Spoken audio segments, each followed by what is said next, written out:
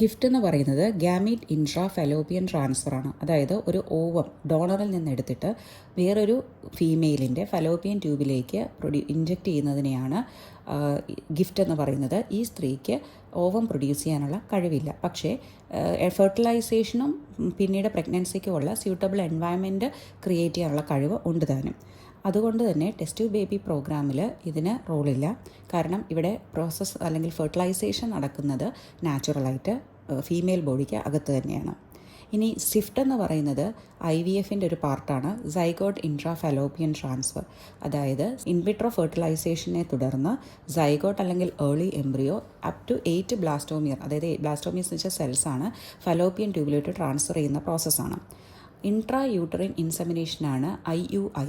ഹസ്ബൻഡിൽ നിന്നോ അല്ലെങ്കിൽ ഹെൽത്തി ഡോണറിൽ നിന്നോ കളക്ട് ചെയ്ത സീമൻ ആർട്ടിഫിഷ്യലായിട്ട് ഫീമെയിൽ വജൈനിൽ അല്ലെങ്കിൽ യൂട്രസിലേക്ക് ഇൻട്രൊഡ്യൂസ് ചെയ്യുന്ന പ്രോസസ്സാണ്. ഇതിനും ടെസ്റ്റ് ട്യൂബ് ബേബി പ്രോഗ്രാമിൽ റോളൊന്നും തന്നെ ഇല്ല.